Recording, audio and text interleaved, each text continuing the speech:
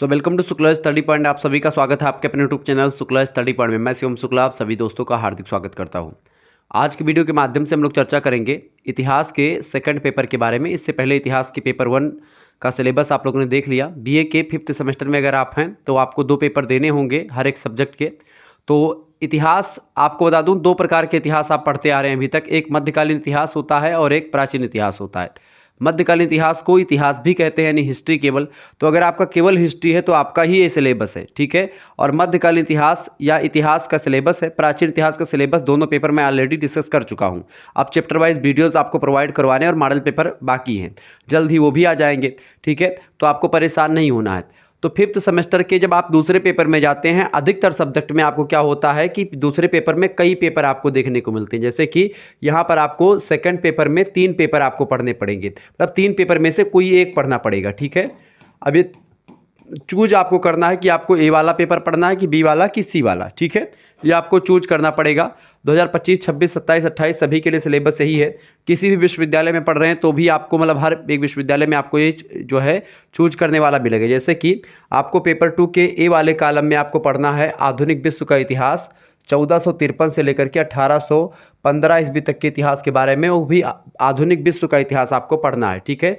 चाहो तो आप ये पढ़ो, अगर आपका ये पढ़ने का नहीं मन है, ठीक है, तो आप क्या पढ़ सकते हो, तो आप पढ़ सकते हो महोदय कौन सा, ये पढ़ सकते हो दूसरा वाला पेपर।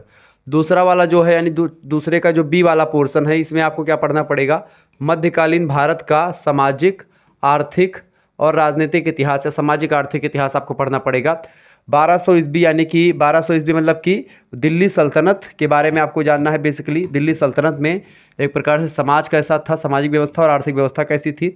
और इसके अलावा दिल्ली सल्तनत के अलावा आपका जो मुगल वंश है उसके बारे में, मुगल वंश में किस तरीके की आर्थिक और सामाजिक व्यवस्था थी, ये आपको पढ़ना है। तो 1200 ईस्वी से लेकर के 1700 ईस्वी तक के इतिहास के बारे में आपको पढ़ना है। तो चाहो तो आप ये पढ़ लो। अगर ये भी आपको नहीं पसंद आ रहा है तो आप ये तीसरा वाला पेपर भी पढ़ सकते हैं, ठीक है। तीसरा यानी कि पेपर 2 का तीसरा या सी वाला पोर्शन, ठीक है। इसमें आपको पढ़ना है इतिहास में नैतिकता। इतिहास में नैतिकता तो आप इसको भी पढ़ सकते हैं। वैकल्पिक प्रश्न पत्र का मतलब ये नहीं होता कि ऑब्जेक्टिव ही आएगा, इसका मतलब ये होता है वैकल्पिक प्रश्न पत्र का मतलब कि एक प्रकार से 3 पेपर जो हैं, दूसरे में आपका ए है, बी है, सी है।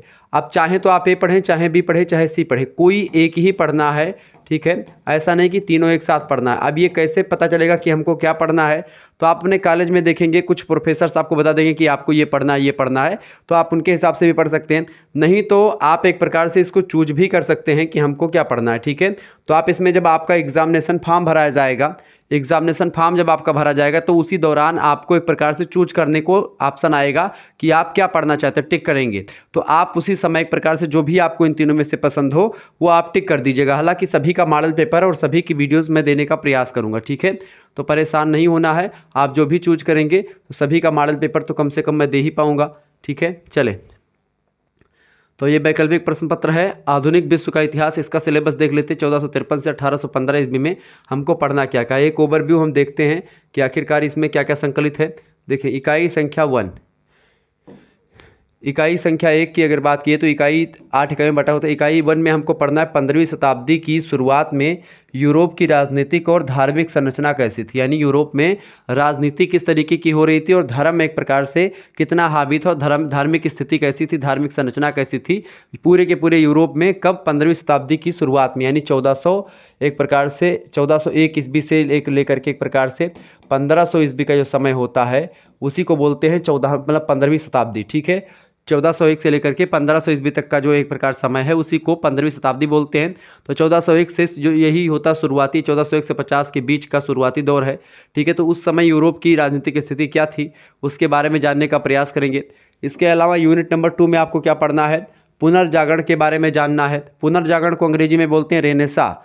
रेनेसा का मतलब होता है कि दोबारा से उत्थान होना। एक बार पहले कोई संस्कृति थी या एक प्रकार से पहले आप बहुत बड़े थे, फिर दबे, फिर उसके बाद में दोबारा से आपका उत्थान हो, तो पुनर्जागरण वही होता है। पुनर्जागरण का क्या कारण रहा, इसकी क्या क्या विशेषताएं थीं पुनर्जागरण की, और इसका क्या इम्पैक्ट पड़ा, क्या प्रभाव पड़ा संपूर्ण विश्व पर, ये तमाम प्रकार के जो फैक्टर्स हैं इनको समझेंगे। यहाँ से कई प्रश्न परीक्षा में आते हैं, उनको आपको बताएंगे। इसके अलावा इकाई नंबर 3 में हम लोगों को क्या पढ़ना है, इकाई नंबर 3 में यूरोप में धर्म सुधार आंदोलन और मार्टिन लूथर की भूमिका के बारे में जानना है। यानी कि यूरोप में जो धर्म सुधार आंदोलन चलाए गए तमाम प्रकार के, जिसमें मार्टिन लूथर की बड़ी भूमिका रही। मार्टिन लूथर ने जो ईसाई धर्म में व्याप्त बुराइयां थीं उन बुराइयों को दूर करने का प्रयास किया, ठीक है। और उन्होंने मार्टिन लूथर ने कई एक प्रकार से नियम भी बताए। आप देखते हैं प्रोटेस्टेंट नीति एक प्रकार से दी कैथोलिक धर्मों के विरोध में। कैथोलिक और प्रोटेस्टेंट मतलब कि प्रोटेस्टेंट, ये दो प्रकार के एक प्रकार से विचारधाराएं ईसाई धर्म में देखने को मिलेंगी आपको। इकाई नंबर 4 में आपको पढ़ना है धार्मिक युद्ध के बारे में। 30 साल का युद्ध जो धर्म को लेकर के हुआ, धार्मिक आधार पर हुआ, उसके बारे में समझेंगे। 30 साल के युद्ध का विवरण मैं विस्तार से आपको बताऊंगा पूरा कहानी के रूप में। इसके अलावा इकाई नंबर 5 में आपको पढ़ना है गौरवशाली क्रांति। गौरवशाली क्रांति यानी इंग्लैंड में जो क्रांति हुई थी उसी को गौरवशाली क्रांति, रक्तहीन क्रांति भी कहते हैं, औद्योगिक क्रांति भी इसी को कह सकते हैं आप। यहाँ पर एक बूंद भी खून नहीं गिरा, इसीलिए इसको गौरवशाली क्रांति कहते हैं। बिना एक बूंद खून गिरे, बिना किसी से मारपीट करे ही ये क्रांति संपन्न हुई। इंग्लैंड में कैबिनेट प्रणाली का विकास जो हुआ वो कैसे हुआ, इसके बारे में समझने का प्रयास करेंगे। इसके बाद में इकाई नंबर 6 में हम लोग देखेंगे 18वीं शताब्दी में औद्योगिक क्रांति जो हुई उसके बारे में विस्तार से समझेंगे, ठीक है। किस तरीके से उद्योगों का विकास हुआ, मशीनों का विकास हुआ, जो काम मनुष्य अभी तक कर रहे थे वो काम मशीनों ने एक प्रकार से ग्रहण कर लिया। तो ये सब चीज़ों को हमको यहाँ पर देखना है। इसके अलावा इकाई नंबर 7 में हम लोगों को क्या पढ़ना है, फ्रांसीसी क्रांति के बारे में। फ्रांसीसी क्रांति 1789 ईस्वी में एक प्रकार से प्रारंभ होती है। इसका कारण समझेंगे, इसका महत्व समझेंगे और विश्व पर इसका बहुत प्रभाव भी पड़ा है, उस प्रभाव को भी जानने का प्रयास करेंगे। और फ्रांसीसी क्रांति के एक प्रकार से 3 नारे थे। पहला नारा था एक प्रकार से स्वतंत्रता, ठीक है, स्वतंत्रता। पहला नारा क्या था, स्वतंत्रता। दूसरी बात करते थे ये लोग कौन, समानता की, ठीक है, स्वतंत्रता, समानता। और तीसरी बात करते थे ये लोग किसकी, बंधुत्व की। किसकी बात करते थे भैया, बंधुत्व की बात करते थे। ये बात आप ध्यान रखेंगे, यानी स्वतंत्रता, समानता और बंधुत्व की बात कौन करते थे, फ्रांसीसी क्रांति के लोग करते थे। फ्रांसीसी क्रांति ने विश्व को क्या दिया, स्वतंत्रता, समानता और बंधुत्व की बात दी, ठीक है। ये बात ध्यान रखें। तो इसका कारण क्यों हुई फ्रांसीसी क्रांति, इसका क्या महत्व रहा और इसका विश्व पर क्या प्रभाव पड़ा, सबको मैं समझूंगा, विस्तार से आपको बताने का प्रयास रहेगा हमारा, ठीक है। आइए जानने का प्रयास करते हैं आगे देखेंगे। अगला जो लास्ट इकाई है आपकी 8वीं इकाई, उसमें आपको क्या पढ़ना है, 8वीं इकाई में आपको पढ़ना है नेपोलियन बोनापार्ट के बारे में। नेपोलियन बोनापार्ट ये भी एक प्रकार से सुधारवादी विचारक माना जाता है। इसने भी सुधार किया धर्म को लेकर के, महाद्वीपीय व्यवस्था का सिद्धांत दिया इसने। महाद्वीपीय व्यवस्था का सिद्धांत भी इसका कहीं ना कहीं पे कुछ मात्रा में असफल भी रहा। और उसकी जो विदेश नीति रही है इसकी एक प्रकार से नेपोलियन बोनापार्ट की, तो इसके बारे में जानेंगे। नेपोलियन बोनापार्ट और मार्टिन लूथर ये 2 विद्वान ऐसे हैं जिनके बारे में आपको डिटेल में जानकारी देनी पड़ेगी, ठीक है। और यहाँ से प्रश्न कई बार परीक्षा में पूछे गए हैं। अब यहाँ पर अगर मान लेते हैं आपने ये नहीं पढ़ा, जो है आधुनिक विश्व का इतिहास 1453 से 1815 वाला नहीं पढ़ा, तो आपको एक प्रकार से क्या पढ़ना पड़ेगा, तो आप ये भी पढ़ सकते हैं। अगर आपने ये चूज किया तो आपको ये सिलेबस पढ़ना पड़ेगा, यानी तीनों में से कोई एक ही पढ़ना है, ठीक है। अब इसको आप में मध्यकालीन भारत का सामाजिक और आर्थिक इतिहास आपको पढ़ना है। 1200 ईस्वी से लेकर के 1700 ईस्वी तक का इतिहास आपको इसमें समेटना है। तो आप चाहें तो ये पढ़ सकते हैं। क्रेडिट सबका सेम है और सभी का सिलेबस भी उतना ही होता है, ज़्यादा बड़ा छोटा सिलेबस नहीं है। तो आप जो चूज करेंगे वो एक प्रकार से आपके लिए ही बेटर होगा, जिसमें आपकी रुचि है, जिसको आपको लगता है कि हम ये अच्छे तरीके से कर पाएंगे, हमको इसमें ज़्यादा जानकारी है, तो आप वो चूज कर लीजिए, ठीक है। या इंटरेस्ट आपको जो पढ़ने में है वो आप चूज कर सकते हैं, ओके। तो इसमें आप ये ना सोचें कि एक प्रकार से ये सिलेबस कठिन है, ये सरल है। जो आप पहले से पढ़ के आ रहे हो या जिसमें आपको इंटरेस्ट है वही चूज करिएगा, ठीक है। या एक बार अपने कॉलेज में पूछ लीजिएगा, क्योंकि आपके कॉलेज के टीचर क्या पढ़ाएंगे, ठीक है, उनसे, चूँकि सारे बच्चे जब एक जैसे होंगे तो उनको भी पढ़ाने में कंफर्टेबल होगा। अन्यथा जब 1-2 बच्चा ये पढ़ेगा, तीसरा बच्चा वो पढ़ेगा, तो उसमें दिक्कत होगी। इसीलिए कॉलेज वाले बता देते हैं कि आपको क्या भरना है और खुद ही वो भर देते हैं, ठीक है। तो आपको करना क्या है, आपको खुद मतलब जा करके एक बार कॉलेज में पूछना कि सर इसमें क्या भरा जाएगा। हालांकि अगर वो नहीं बताते तो आप जो मर्जी वो भर दीजिएगा, पढ़ना आपको ही पड़ेगा। चले, इकाई संख्या 1 की अगर बात की जाए, इसमें क्या पढ़ना है, इकाई में आपको सल्तनत काल, सल्तनत मतलब दिल्ली सल्तनत। आपको बता दूं 1206 ईस्वी में दिल्ली सल्तनत की स्थापना हो जाती है। गुलाम वंश के एक प्रकार से आप देखते हैं, गुलाम वंश में खास करके इल्तुतमिश जो है सबसे महानतम, या इल्तुतमिश वास्तविक संस्थापक माना जा सकता है, ठीक है। उससे पहले कुतुबुद्दीन ऐबक उसने स्थापना करी। कुतुबुद्दीन ऐबक जो है संस्थापक था, लेकिन इल्तुतमिश वास्तविक संस्थापक माना जा सकता है, ठीक है। कुतुबुद्दीन ऐबक का गुलाम था इल्तुतमिश, और कुतुबुद्दीन ऐबक मोहम्मद गौरी का गुलाम था। अब मोहम्मद गौरी का गुलाम कौन था? कुतुबुद्दीन ऐबक। कुतुबुद्दीन ऐबक का गुलाम कौन था? इल्तुतमिश। तो इल्तुतमिश कौन हुआ? गुलामों का गुलाम हुआ, इसीलिए इल्तुतमिश को गुलामों का गुलाम भी कहा जाता है। मैंने इससे पहले आपको बताया भी था। सल्तनत काल के दौरान की समाज, तो यहाँ पर आपको राजनीतिक स्थिति नहीं पढ़नी है, सामाजिक स्थिति के बारे में और आर्थिक स्थिति के बारे में जानना है। उस दौरान समाज कैसा था सल्तनत काल के दौरान, और उस दौरान एक प्रकार से समाज के साथ साथ जो आर्थिक व्यवस्था थी वो कैसे होती थी, जीवन निर्वाह कैसे लोग करते थे, टैक्स वगैरह कैसे वसूले जाते थे, यही सब आपको यहाँ पर जानना है।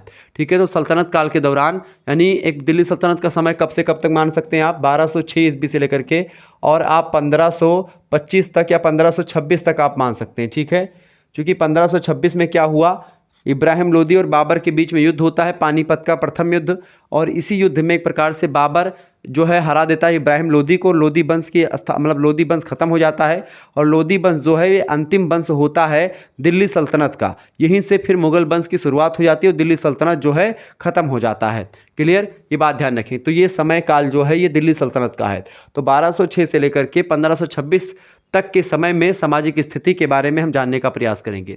इसके अलावा यूनिट नंबर 2 में अलाउद्दीन खिलजी की बाजार नियंत्रण व्यवस्था और राजस्व प्रणाली, चूँकि बाजार नियंत्रण प्रणाली जो थी अलाउद्दीन खिलजी की बड़ी फेमस है, यहाँ से परीक्षा में प्रश्न पिछली बार पूछे गए हैं कई विश्वविद्यालयों में। तो बाजार नियंत्रण व्यवस्था इसकी जो थी और राजस्व प्रणाली यानी टैक्स कैसे वसूलता था और किस तरीके की व्यवस्था थी, बड़ी ज़बरदस्त व्यवस्था अलाउद्दीन खिलजी ने कर रखी थी।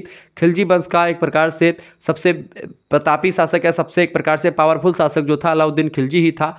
ठीक है, अलाउद्दीन खिलजी एक प्रकार से आपको बता दूं बहुत ही वो भी था, क्रूर भी था। राजा रतन सेन को धोखे से मार देता है। इसका एक गुलाम था, उसका नाम था मलिक काफूर, जिसको 1000 दिनार दे करके अलाउद्दीन खिलजी ने खरीदा था, और वही मलिक काफूर जा करके मार देता है किसको?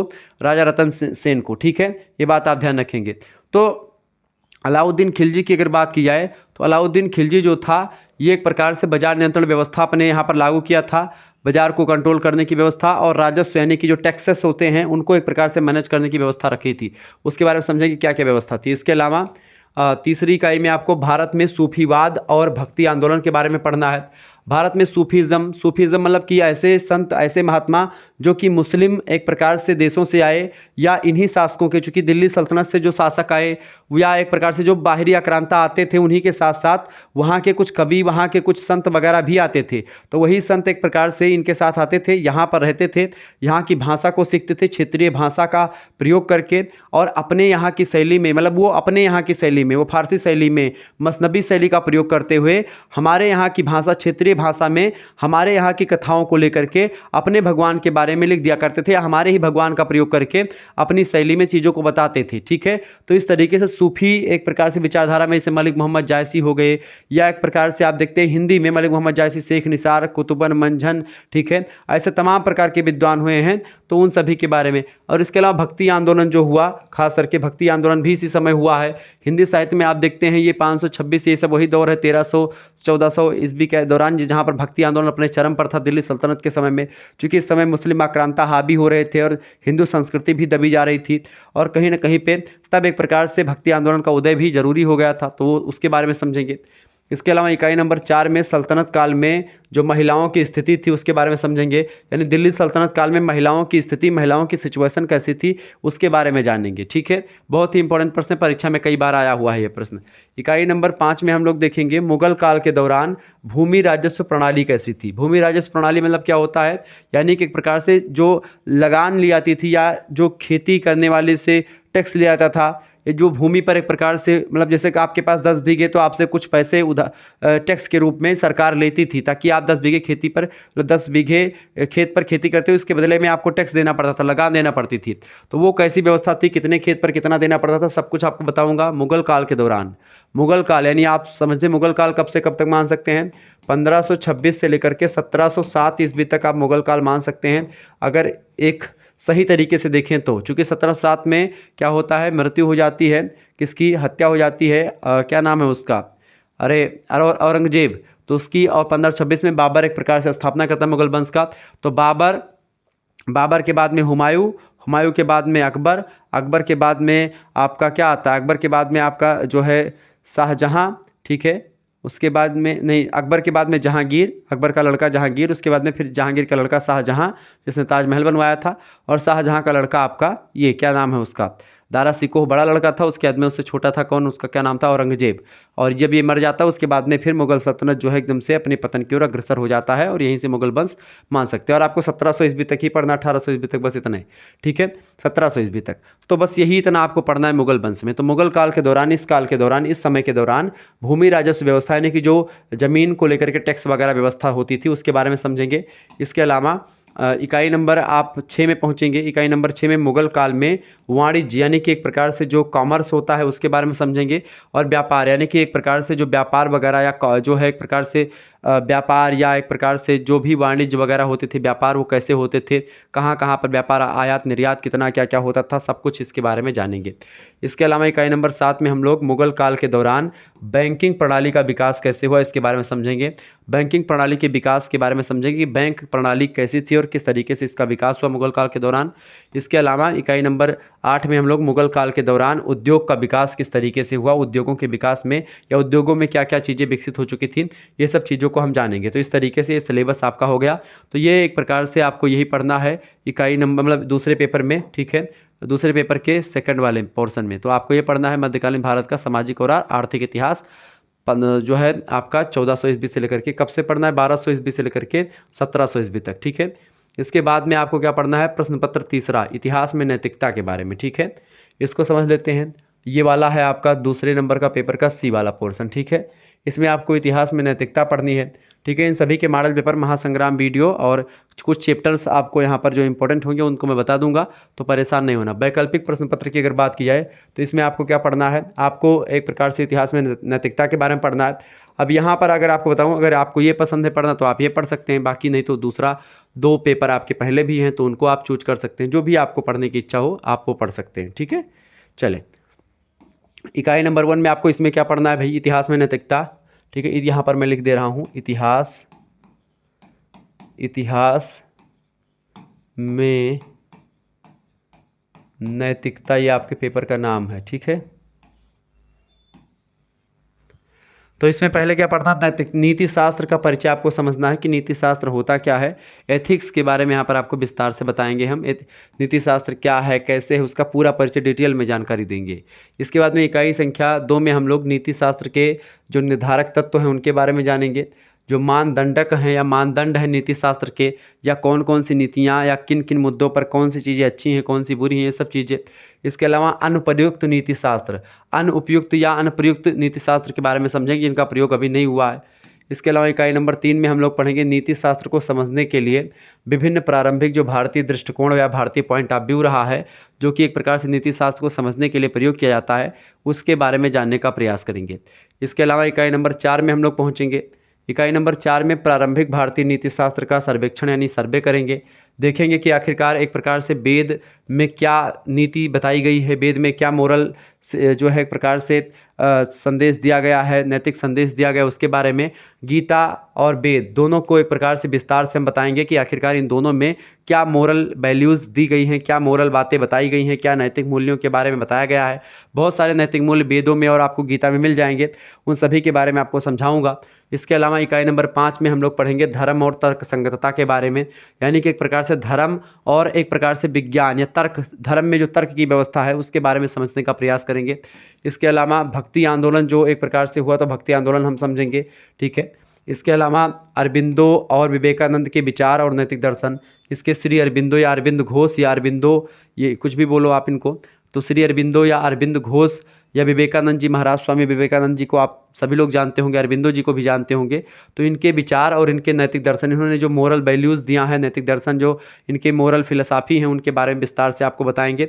इसके अलावा इकाई नंबर 8 में हमको गांधी जी के बारे में पढ़ना है और जो है राधा कृष्णन के बारे में पढ़ना है। तो गांधी जी और राधा कृष्णन के जो विचार और नैतिक दर्शन है इसके बारे में समझेंगे। तो इस तरीके से आपका एक प्रकार से सिलेबस होगा, इतना ही पढ़ना, ज़्यादा कुछ आपको पढ़ना नहीं, तो परेशान बिल्कुल भी नहीं होना, छोटे छोटे सिलेबस हैं।